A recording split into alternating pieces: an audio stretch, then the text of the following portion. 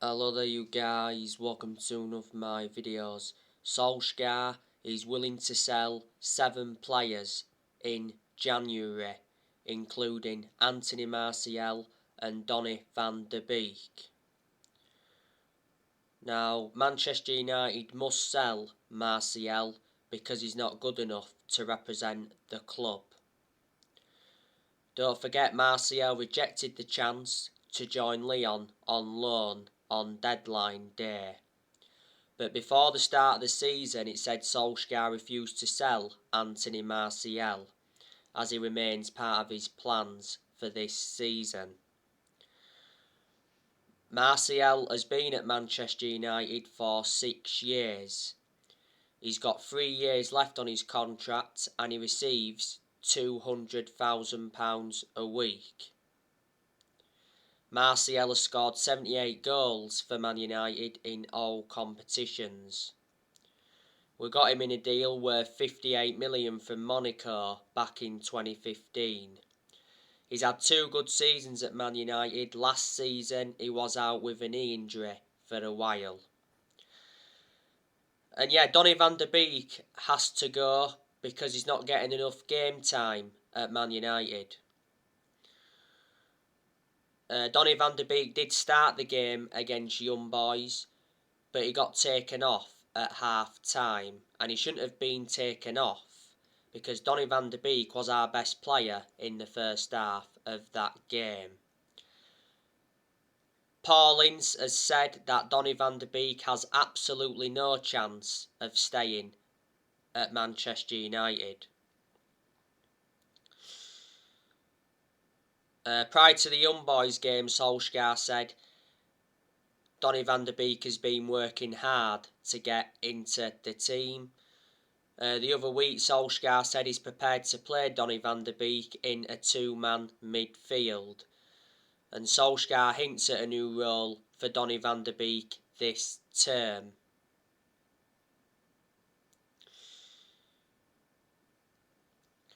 The other week, Donny van de Beek told Ole Gunnar Solskjaer his best position. Donny van de Beek reckons he will be best served operating as a number 6 or as a number 8, and the other week Van de Beek spoke about his Man United future in an exclusive interview with Rio Ferdinand. Van de Beek's agent did a lot of talking the other week. Solskjaer rejected Donny van de Beek's exit because Everton were close to signing him on loan. You know, this season is Van de Beek's second full season. Last season he made 36 appearances in all competitions, but most of them appearances came from the bench. I recall Van de Beek starting just 4 games in the league last season. He's a good player, Van de Beek, but I haven't really had much of a perception on him at Man United. You know, we got him in a deal worth 40 million with add-ons included. He's got a contract with Man United till 2025 and he's versatile. He can play in 3 different roles. Now, Lingard is another player that could leave in January. The other week, Jesse Lingard rejected a new Man United contract offer over playing time concerns, despite him being in the last year of his deal. In the summer transfer window, Lingard snubbed the return to West Ham. Last season, Lingard enjoyed a 4-month loan spell with West Ham and he made an impact. Lingard obviously came on against Young Boys and he cost us the game because he played that back pass in the 95th minute of stoppage time. In Solskjaer's press conference ahead of this game against West Ham, he said Lingard will be a Man United player next season. He said that he's red through and through. We are looking to extend his contract. Jesse Lingard's current contract at Man United expires next year. Lingard has been part of the club for a long time. In January, we could also offload Eric Bailly. Eric Bailly's obviously not going to get in the team now because obviously Varane and Harry Maguire are our first choice centre-halves. And my element of concern about Eric Bailly is injury prone, so in that aspect, he's a liability. Towards the end of last season, Bailly signed a new contract with Man United until 2024. There's an option of a further year. Well, it said earlier on in the summer that Bailly's future was in doubt following the arrival of Raphael Varane. I do like Bailly though. Bailly has been with us since 2016. We paid £30 million for him from Villarreal. Bailly's been with us now a good 5 years or so. January, there's a good chance that we'll offload Phil Jones. Jones doesn't get in our 11 and Jones has always been inconsistent. Well, back in the summer transfer window, it said that Phil Jones is set to stay at Man United for this season after Solskjaer told him he remains part of his plans. Jones made his comeback from injury in that behind closed doors game against Burnley earlier on in the season. Jones has been a long-serving player at Man United. He's endured 10 years at the club and this season is his 11th season. He's the only outfield player that's still with us from the Ferguson era.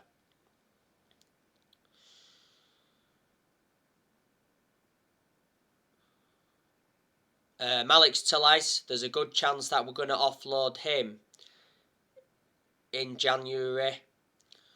Alex Telles doesn't get in our team. He has been out with injury.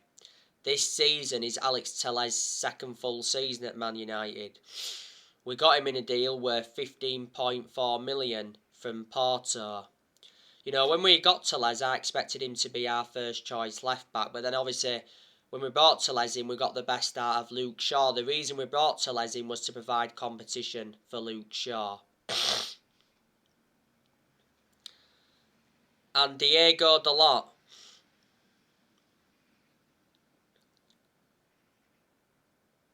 There's a good chance we'll offload him in January. Diego Dalot is our second choice right back.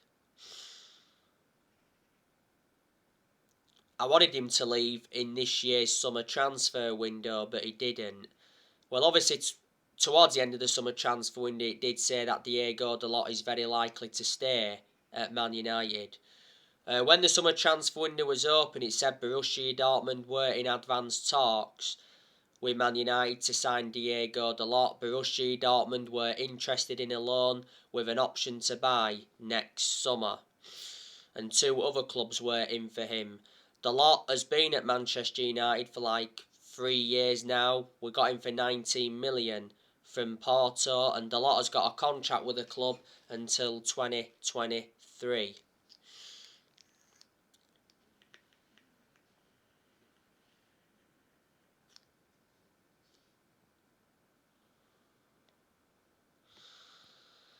So, there you go.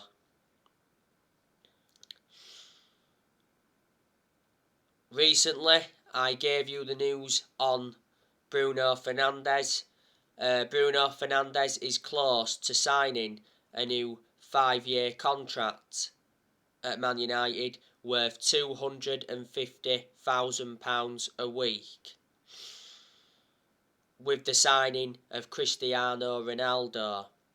Well, Fabrizio Romano said not so long ago that talks have been ongoing since July between Man United and the agent of Bruno Fernandes over a new contract. At the moment, Fernandes is under contract with Man United till 2025. There's an option of a further 12 months. Bruno Fernandes wants to stay at Man United. He's made that clear. It recently said Real Madrid and Barcelona are monitoring Bruno Fernandes.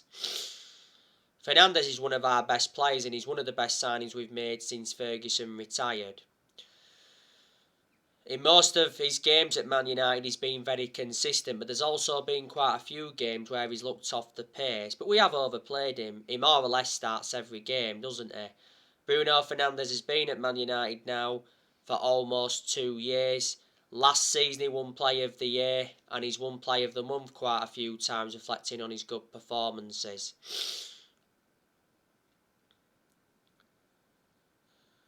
We got Fernandes from Sporting Lisbon back in January 2020.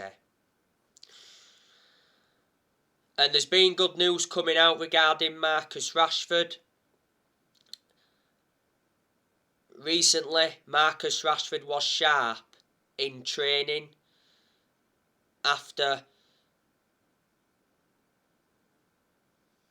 injury, shoulder operation. Rashford is expected to return in like 3 weeks. But, when Rashford comes back, we will look better because he has been a big miss. Like I've said to you before, Rashford is more effective on the left-hand side. He's better on the left than he is on the right and up top. Rashford has endured his bad periods at Man United. Man United have enjoyed a very good start to the Premier League season. We have won 3 games out of 4 so far. We've registered 10 points from a possible 12. Obviously, we lost to Young Boys 2-1 on Tuesday. That was embarrassing from a Man United perspective. A lot of the blame stemmed from Solskjaer in that defeat to Young Boys because the tactics were wrong and the subs were wrong. And obviously a lot of Man United fans criticise Solskjaer, and obviously there's some Man United fans that are Ollie out, reflecting on that loss against Young Boys.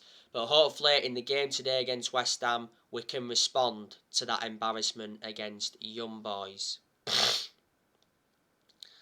But this season is absolutely massive for Ole Gunnar Solskjaer, and he is aware of that. Solskjaer has got big expectations to exceed.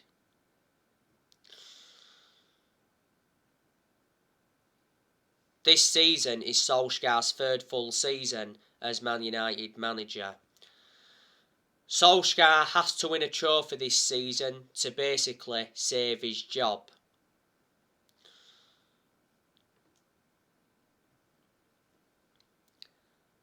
Solskjaer's not yet won a trophy as Man United manager. We haven't won a trophy since 2017, and that's nowhere near good enough to our standards. We know Solskjaer's ambition for this season, that's to win the Premier League. We have won 20 titles and 13 of them are Premier League titles, but we haven't won the Premier League since 2013. A few weeks ago, it did mention that Solskjaer privately views Chelsea as Man United's biggest title rivals ahead of Liverpool and Man City. And before the start of the season, Solskjaer talked up Man United's title hopes. I think Solskjaer does deserve at least this season, but like I've said before, he's not the long-term manager for Man United. And I think a lot of United fans will agree with me on that aspect. Obviously, there has been rumours regarding Antonio Conte. He said earlier on this week that Antonio Conte would accept the Man United job if Solskjaer was to be sacked. Antonio Conte wants a winning project. So he's rejected Arsenal and he's rejected Tottenham. Antonio Conte is available because he left Inter Milan at the end of last season. Conte has got a good pedigree behind him, he won a lot of trophies in his home nation and he's managed in the Premier League before. In his first season when he was at Chelsea, he won the Premier League. And some United fans reckon that Conte would do a good job if he came to Man United and he'd suit the strappings of the club.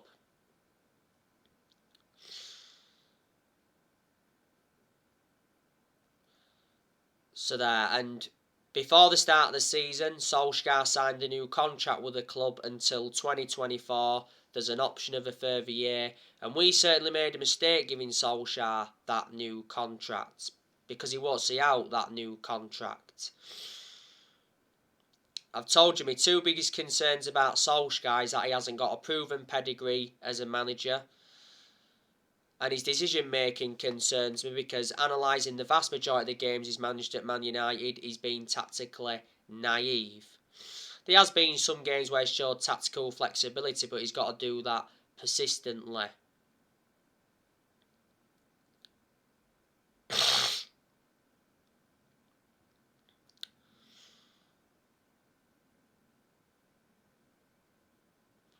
Solskjaer has learned quite a bit on the job. But there's still plenty of things that Solskjaer's got to learn because he's still a young coach. But reflecting now on his being Man United manager, he has gained some managerial experience. You know, he has been in charge of Man United now for almost 3 years. But like I've said to you, when we are inconsistent and when we've been inconsistent, you know, Ollie's accountable for certain things, but not all of the blame stems from Ollie. Obviously, there's certain players that have had to take responsibility. And I don't like the way the football club has been run for a long time. Like I've said to you, the Glazers, they've been one of the biggest issues at the club for a long time. The main reason is because they've put Man United in debt by absolute millions. You know, the Glazers have been at Man United for 16 years. They purchased the club for 500 million back in 2005. But to be fair, the Glazers backed Solskjaer in this year's summer transfer window, but only because they'd been persuaded to. Because obviously, back in April, which was towards the end of last season, you know, United fans protested at the Carrington training ground against the Glazers. Then after that, they protested against the Glazers outside Old Trafford because the Glazers were planning to scrap the Champions League for that European Super League. But obviously Solskjaer did reveal that the Glazers apologised. And Woodward, obviously, he's been one of the biggest issues at the club for a long time because obviously Woodward was accountable for how poor our recruitment policy was for so long, and we've overpaid and that for players in recent years. Woodward should have never been put into that position in the first place where he makes the footballing decisions. But despite Woodward being one of the biggest issues, he has stood by Solskjaer. He's said several times before that he'd back Solskjaer, and he assured that Solskjaer's job was safe even when we was enduring them bad periods. It got announced Woodward was leaving back in April when that European Super League came into the equation. Woodward has had a 16-year association with the club. So there you go. And a few weeks ago, Sky Sports News said that Man United are close to appointing Richard Arnold as Ed Woodward's successor as the new chief executive. Said it should be announced in the next few weeks. Obviously, there's United fans that have got reservations about Richard Arnold.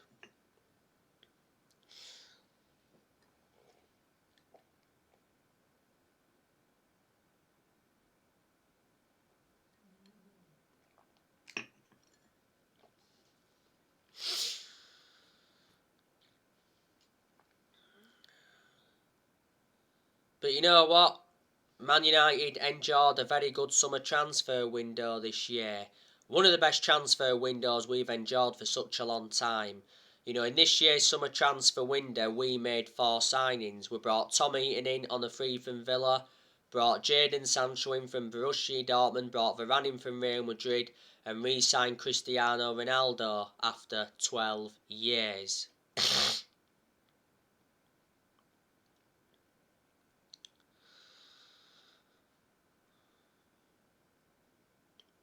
And in this year's summer transfer window, we spent around £141 million.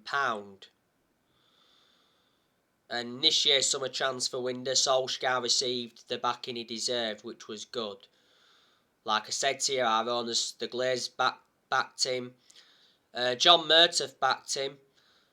John Murtough is our director of football. Man United certainly made the right decision getting a director of football in, because I did mention that's one of the structural changes we needed at the club. And Darren Fletcher also backed him, and we certainly made the right decision recommending Darren Fletcher back in. Darren Fletcher knows the club through thick and thin. He enjoyed like 2 decades as a player for Man United. It was disappointing that we didn't sign a midfielder in this year's summer transfer window. Hopefully we can sign a midfielder in January or next summer. And we only managed to sell one player in the summer transfer window, and that was Daniel James. We sold Daniel James to Leeds for 25 million. The reason we sold him is because we re-signed Ronaldo. We did loan a few players out, didn't we? In the summer transfer window, we loaned Ethan Laird out, Andres Pereira, Axel Tuanzebe, Brandon Williams, Tahith Chon and Facundo Pellistri.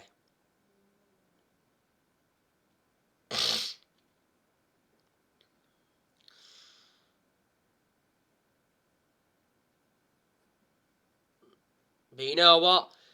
There is things I've got to credit Solskjaer for. I think Solskjaer has brought consistency back to Man United. He has made good signings as Manchester United manager. Solskjaer signed 14 players so far, and we've spent like 441 million under the Solskjaer era.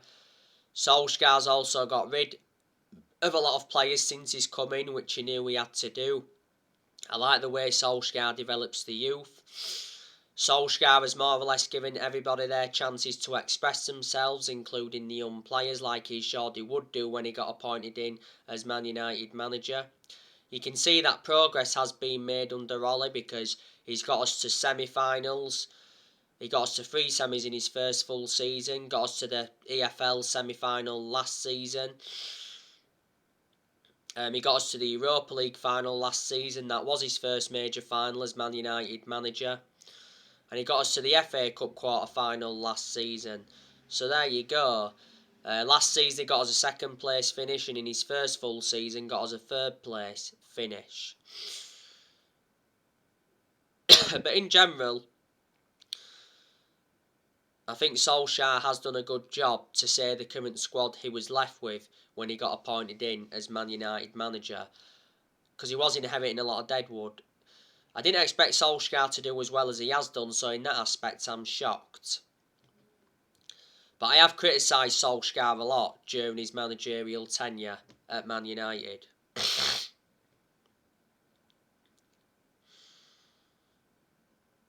But he's our best manager since Ferguson. Now, not so long ago, I gave you the news on Paul Pogba. Paul Pogba's agent, Mino Raiola, suggested that Pogba could return to Juventus from Man United on a free next summer. Mino Raiola did mention that Turin is still in Paul Pogba's heart. Pogba endured 4 good years with Juventus before he rejoined Man United. Negotiations are in place over a new contract. Pogba's current contract at Man United expires next summer. Before the start of the season, Pogba rejected a new Man United contract, and it said earlier on this season that Pogba's very likely to leave Man United on a free next summer. Earlier on this week, Paul Pogba's brother Matthias Pogba said that Paul Pogba is yet to decide on his future. And he said his contract situation is up in the air. I hope Pogba signs this new contract. You know, Pogba's enjoyed a very good start to the Premier League season. He's already got 7 assists. He produced good performances for Man United in the last couple of months of last season, but at one point last season he was out with a thigh injury for a while, and he sustained some ankle injuries at Man United. Defensa Central said a few weeks ago that Pogba favours a switch to Real Madrid over the PSG deal. Real Madrid have been relentlessly linked with Pogba. A couple of years ago, Pogba spoke about Real Madrid and his relationship with Zinedine Zidane. Pogba came out and said he's seeking for a new challenge. Earlier on this season, it said PSG are pushing to sign Pogba next summer. It actually said Pogba's set to join PSG on a free. But he's had a long-running transfer saga. You know, this season is Pogba's 6th season at Man United since he rejoined. He's won 3 trophies at the club so far. We paid 89 million for him, so reflecting on that, is our most expensive signing at the moment. We had Pogba when he was a lot younger under the Sir Alex Ferguson era, but had to let him go due to limited appearances. Anyway, I'll be on for the match reaction after the game against West Ham. So anyway guys, that's everything to update today. Drop your comments, likes below on the channel. If you do, consider subscribe as always, and take care. God bless. See you all again very, very soon.